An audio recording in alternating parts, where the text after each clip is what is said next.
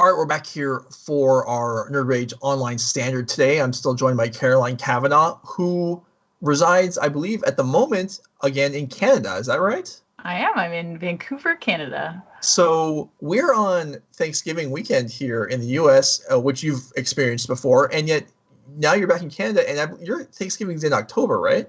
It is. Actually, my Thanksgiving was right just after I got home. A couple, like 3 or 4 weeks after I got home, and I got to have a nice little Thanksgiving. Obviously small, not, Sure. no big Thanksgiving. No more big anything these days. Yeah. But while we wait for the round to pair, for people that might be curious, which includes me, since you've experienced both, what's different? Is there different special food between Canadian versus American Thanksgiving? Like what's Yeah, going on? I think the biggest difference, there's really not a big difference for what it's worth. Okay. Like everyone, it's still turkey, stuffing, all that stuff. Mm-hmm. There's still, traditions from each family, depending on, who you interact with.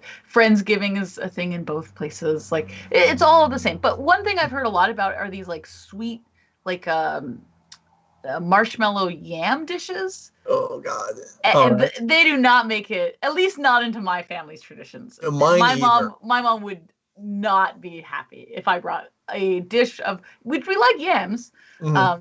My dad, for what it's worth, the 4 days before and after Thanksgiving, he'll just say the joke, "I yam what I am," like 5,000 times. Oh, so I'm sorry. I'm well aware of yams, but we do not add marshmallows to them. And I can't tell if that's just my parents or we're just smart in Canada and we just don't do that. So no, I mean, my family's, I had never even heard of that growing up. And then I met people whose families did that. And I was like, this is gross. And they're like, what are you talking about? This is like a staple dish. Yeah. It's not dessert or anything. And I was just like, oh, this is horrible. Sweet potatoes are already sweet. They're already delicious. Yeah, I don't need the marshmallows. Hopefully we didn't lose all of our viewers that are just like loving their marshmallow sweet potatoes. But well, yeah. So I thought it was interesting. I saw a tweet from Julian Knab, who has been a guest here during Legacy events, who was talking. He was asking from people who live in America, like Christmas is, he got the impression, was pretty much the number one holiday, which, I mean, it is. But he was curious what the ranking of the other holidays were, that like Thanksgiving versus Easter versus Halloween for 4th of July. He, as a German person who has spent very little time in America, these are all holidays he knows about, but he was curious kind of what the priority list was for Americans. In my family, I would say that Thanksgiving probably is second, but I doubt that's consistent everywhere. Oh, I'm not sure. I feel like Thanksgiving is quite large for America. The thing that's always confusing to me is it's so late in November. You just do it all again like 4 weeks later. Like I love our Thanksgiving. Our Thanksgiving is so well timed.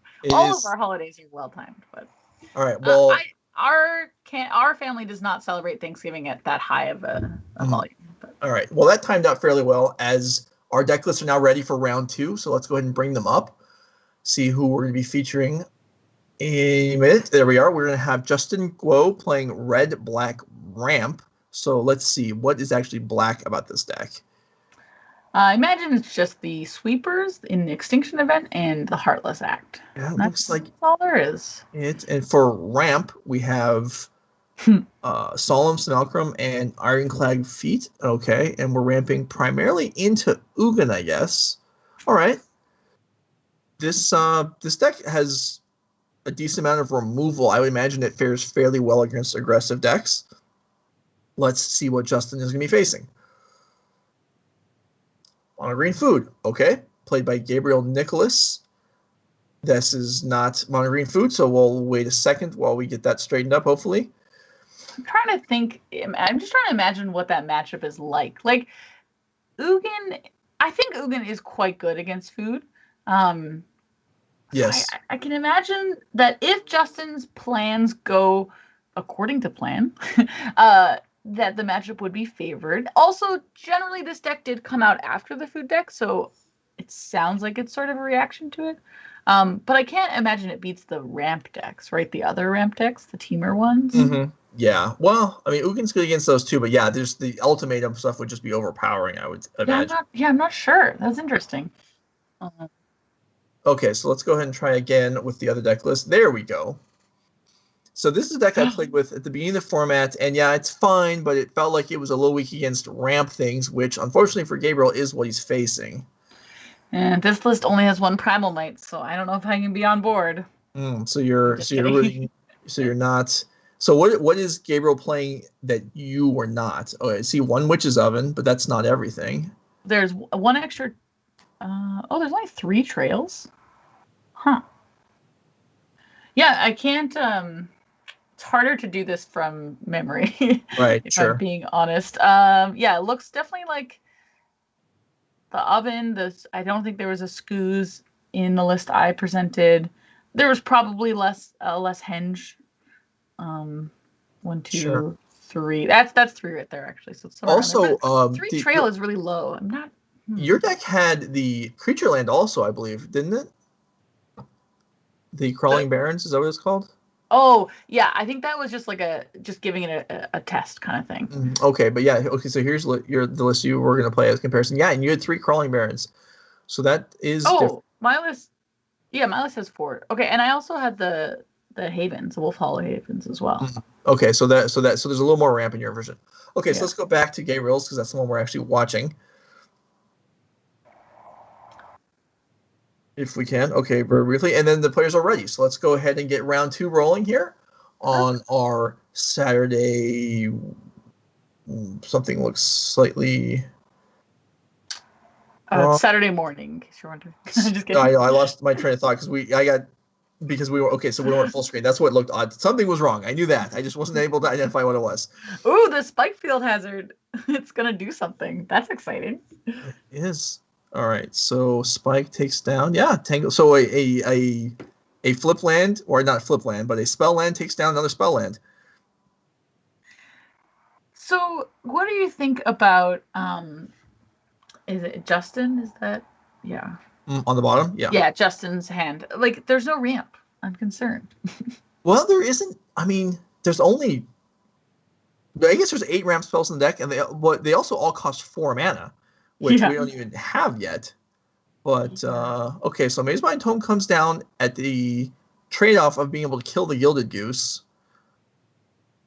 with one of those. So there is a lot of removal in Justin's hand. So no, a large creature like, say, a Feasting Troll King would come down this turn. This could be problematic and also may have been avoidable. So this is actually interesting. So Gabriel played this super tight to the vest, right? Gabriel played forest, plus the goose, hiding all that information that they just had the castle in their hand. And that's tough from Justin's point of view, right? From Justin's point of view, that there's a 5-drop coming down next turn, which doesn't exist. So that is a tough one to think about for sure. Oh, speaking of which. Okay, well, the lands are not forthcoming, and that Spikefield, oh boy. Spikefield Hazard got you. Oh, okay, so Gabriel is just having a ball over there. I think the term is going off. Yeah. The official term. However, Justin is back in the spot that we saw kind of in round 1. This extinction event could potentially achieve some cleanup. However, we do have a lot of odds and 1 even, so it's not going to be as simple as that. There's going to, even if it's there's Ukin. Wait, if we draw land. Oh. No, we need 2 lands. Oh, we need 2 lands. Yeah. Right. So so if we play land here and then can survive a turn, which we can't do a land, right? So we play a land and we play Bone Crusher as a blocker. Right. We block one of the 4/4s. Mm-hmm. So right now we're taking 11. So if there's a land drop, then we would not survive. Right. And I have to imagine that if there's not land drops, then we get to draw a lot of cards off Great Henge, and then we probably find a land. So. Well, Gabriel's just going to take it easy on himself and actually have the land, and that will do it. So pretty quick and brutal, as Justin's mana doesn't develop quite the way he would have liked, and it's down a game. Okay, sideboarding. So Justin, I don't know Justin, but I don't know what he's thinking right here. He's clearly got the wrong orientation on Arena. Wait, which part? The large sideboard cards or the deck on the right? It's the whole thing it should be like leaned over to the side. The deck should be on the bottom and the sideboard should be on the on the top. This is I really want to play in one of these events and just do all the things. Like, I've been taking notes, so everything that annoys you, I'm just gonna do one day. That's my plan. I'm gonna get featured and then just do all the things that tilt you. Yeah, well, well, after that happens, you probably won't find yourself invited back to then summarize it for us during the next broadcast. It'll be worth it. It'll be worth it. All right, Chat so let's have go my back. Okay. See if we can take a look at the other sideboard of the food deck. Yeah, the remorses came in plus removal is all I was going to comment on. Okay. All right, so so the choice here for Gabriel is does he go big or not with the Planeswalkers? And I do not think you should bring in your big Planeswalkers. They just get swept by Ugin. I agree. I don't think you want them either. I think Questing Beast though, right? I think you do. I think you want the haste. I mean, because if you do get a rammed out Ugin that cleans the board up, Questing Beast is a great way to recover from that. Mm-hmm. So I do like that. I'm not sure. I mean, we could bring in Brontodons to deal with ask about Maze-Mind Tomes, but that's, I mean, possible. It stinks that you're spending twice as much mana to deal with a tome as the other player is to cast it. But maybe you don't have a Brontodon deals with Solemn Simulacrum as well, just so you know. Yeah, that's I'm not real happy about that trade either, but you're right. The technically correct is the best correct. Just so you know. Let's see. We're looking at 2 mana sources again with a tome and a cycler, so maybe that can turn out okay, but it probably means that Justin can't really afford. Okay, well, drawing another mana source helps. Wow, that's really sorry. I was just thinking about game 1 a little bit as this game develops. That Spike Field hazard, we actually really impacted our own mana more than we did our opponent. That was pretty interesting. That's tough. I mean, if the castle was already in hand, then it did delay the Troll King for a turn, but it also prevented Justin from being able to really do much. So didn't work out well. This game, I think we're going to see a lot of scrying from Maze-Mind Tome and then trying to hold off. The Witch's Oven was drawn, which was a singleton in the deck, I believe, and I think you commented that you weren't super excited about the card in this deck, and I'm with you on that one. Yeah, I think it's okay in these matchups, the removal matchups, because it does increase your food count. So in theory, if your troll gets removed that isn't exiled, you do have potentially some extra food around. But overall, I'm not. It's just not what I think the deck is up to. Can we talk about the shredded sales? Because it stayed in the deck.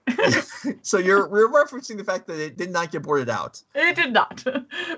Well, I don't think it has a lot of targets. Though, okay, hold on. It does. It can kill a goose, and it can kill an oven. So, those are things. Okay, it kills. Okay, so you're missing one big one, and I don't fault you for that because it's not a card that you receive too often. It kills Great Henge, the shredded sails. Oh, it does. You're right. You're right. Okay, that's fair. That's fair. So maybe that's why it stays in. I don't know. It's not my favorite card. But it's at least it's certainly debatable or understandable that it's still in the deck, given that that's a pretty significant card. And there are 3 of them.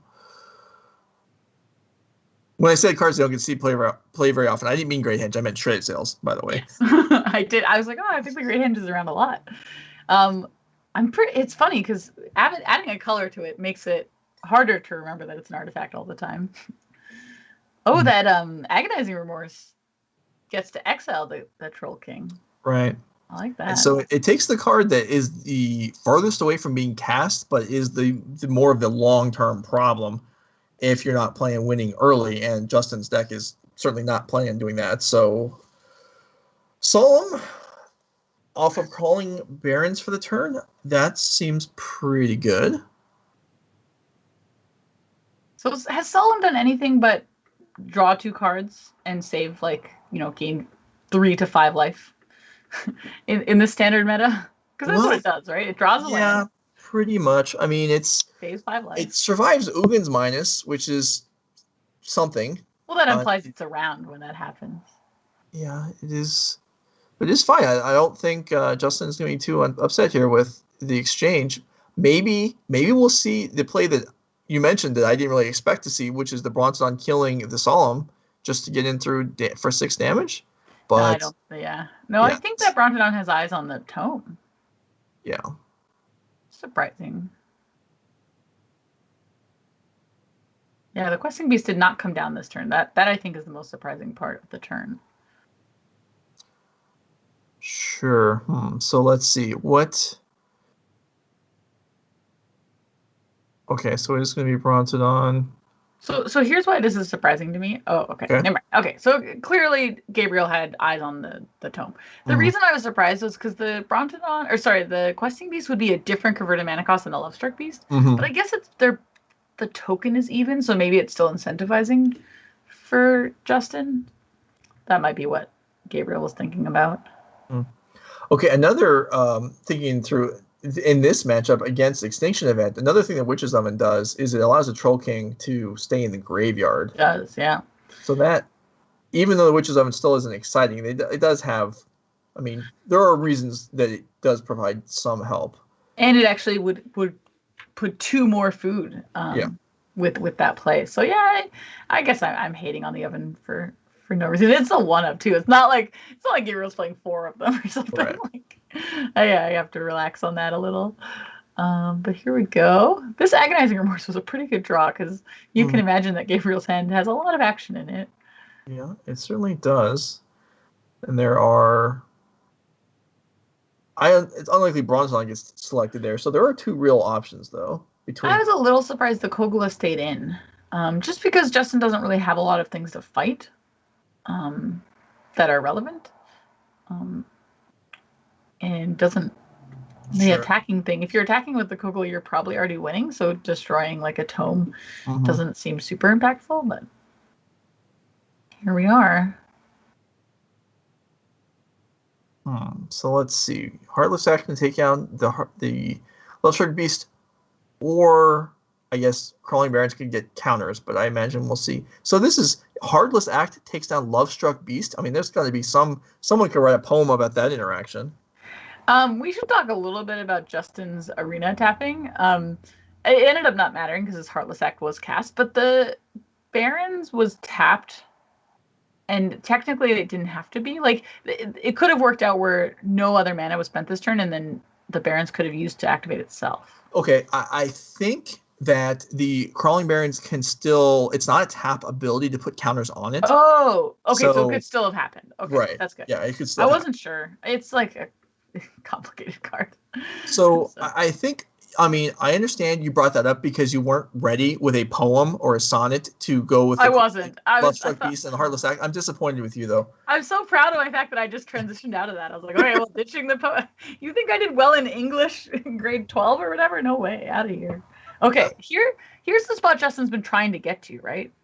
Justin's been trying to get to the spot where there's actually 2 good creatures in Extinction Event. So... and the spike to take one of the tokens also. All right, yeah. So this is a fine turn. Is it not better? 1, 2, 3, 4, 5. I think it's better as our 8th land, right?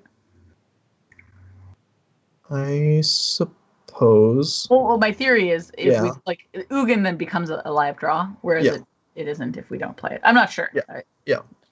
This is not a deck I have had a lot of fortitude in, I promise. But okay, well, it looks like Justin disagrees with me, and agrees with you, in fact, so that's settled. Did the Witch's Oven not...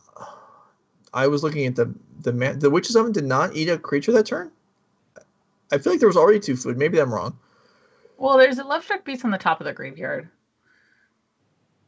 Oh, yeah. Okay, you're right. So it must have. Okay. No. That was Heartless Acted, though. Like, that might have been the one that was Heartless. I don't know. I was not paying attention. I'm going to be real. So Kogla comes down. Shredded Sails does not get cycled. Oh, and this is like almost lethal. I mean, we have a chumper, but it's not impacting the board. There's our 8th land, though. So here we go. It's okay. Yeah, we could be 1 card deep. If Ugin is the next card, we could have taken 0 damage this turn. Yes.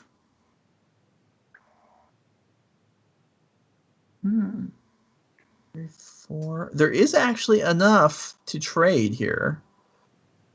Enough mana. Okay. So Crawling Barons could have traded with Kogla here by activating, blocking, and then tapping itself for mana to activate it again. Okay, but can it go now? Can it eat the Kogla next time? Yes. But I guess we'll be at 2. We'll be at 2, which is not overly comfortable.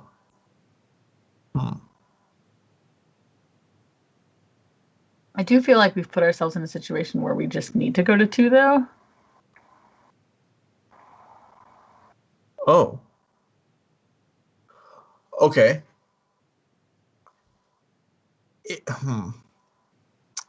If we were gonna block, I feel like we should have not cycled the Shredded Sails. Oh no! Oh, actually, this is fine. I guess okay. We're not as low life total as I thought. I thought we were at 2. Right, because we did block. Yeah. Yeah. So now we get to do even. So let's just I want to run through. So if the Shredded Sails have been cycled the previous turn or this turn, then the Kogla and unless I'm misreading something here, the Kogla and the Barons could have traded. The Extinction Event would then take out the Brontodon, and then there would just be 1 damage coming through at a time, and with Justin at 9. But I apologize to the viewers if I'm misreading something here, and in fact am just wrong, but I don't see it at the moment. Okay, we'll cycle that one. Yeah. We're desperate measures here, so I'd like to see that. Yeah, we can't draw Ugin, unfortunately. Yeah. I'd like to see this fetch land get cracked first, unless we've scryed down a couple times cards we don't want.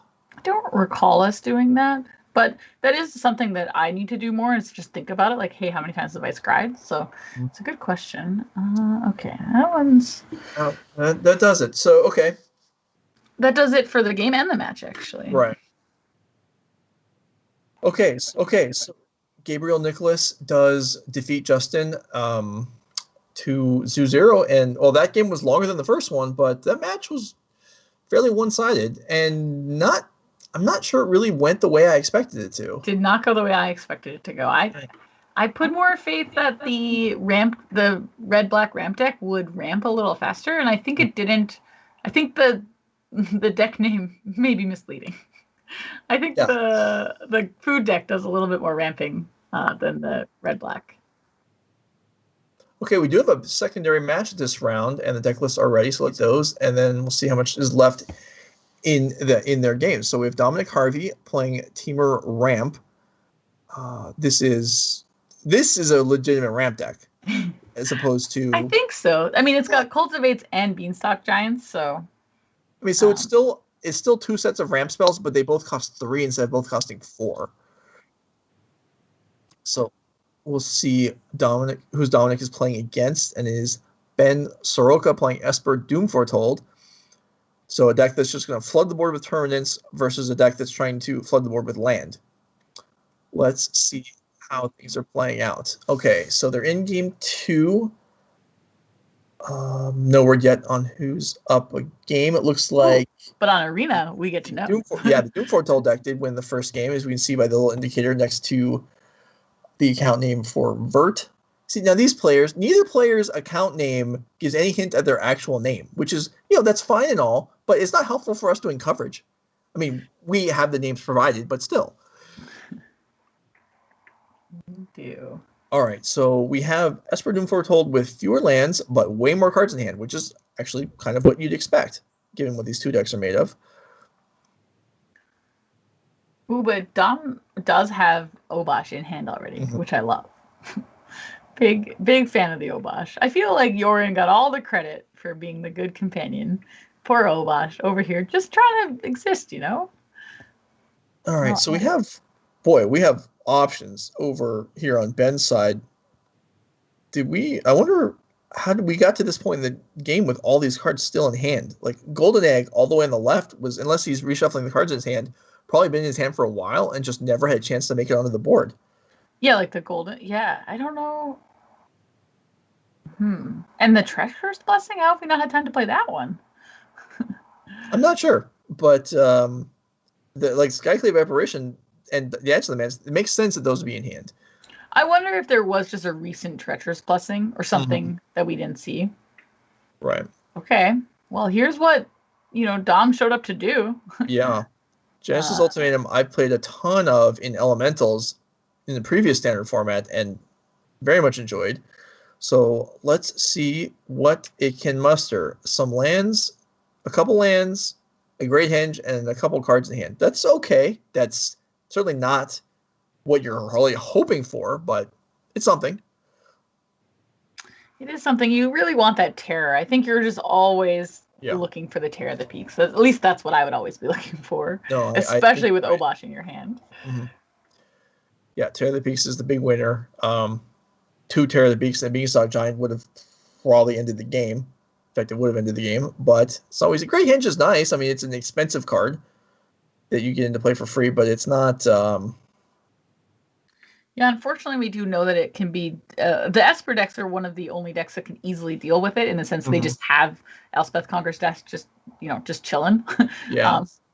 Elspeth Conqueror's Death, so strong and so annoying. So annoying. The second mode being replicated twice with a Yorion is the most frustrating, because your gameplay, you're like, okay, well, next turn I'll get to cast my spells. And then you're like, no, wait, I won't. And it's so defeating. It's like, oh, let me cast my spells. I feel you on that one and agree 100%. Okay, so Dom is clearly in trouble, right? Like main phase 2 cycles. Yeah, this was a turn that a lot of action needed to happen, and instead we saw nothing. 9 mana that didn't impact the board at all. That's hard to do. These knights are actually getting there. Like Ben really pushed the Doom Foretold's early, or at least early when we joined the game, and got these 2 knights, and they're actually kind of going the distance at the moment. Dom's down to 12, down to 8 this turn. Yeah, and this, Ben has so many options, but this Dance of the Mance, we're only 1 mana short. We're not going to get there this turn because we have tap lands, but we're 1 mana short of the ultimate of Dance of the Mance, which is when you animate the enchantments into actual creatures. And he doesn't even need it. He's going to win. He's so far ahead, he's going to win anyway. Dance of the Mance. This is what I'd be concerned about from the Temur deck. Yeah. Like the Temur deck came out to do bigger things, right? It came out to do bigger things against the aggressive decks, or the food deck, for example. And then the Esper deck is like, oh, you think you're doing big things? Oh, that's cute. Here we are. Oh my gosh, we're just going to go Archon into Treacherous Blessing? Yeah, it's going to be Ugin or bust, I think, for Dominic this turn. Yeah, and there's 1 unknown card. I can't imagine it was an Ugin hiding out. Oh, actually, it could be, right? Because the second cycle could have picked up a Ugin. There aren't. Oh, because this is an Obosh deck. There are no Ugins in Dominic's deck. Not. So, oh my gosh, you're totally right. So how is he going to get out of this? I assume Ultimatum into flipping like Terror, Beanstalk or something. That would do it. I think just 1 would. Yep. Okay, that's it. Ben Soroka takes down Dominic Harvey. So congratulations to him on winning round 2 and being off to a good start today.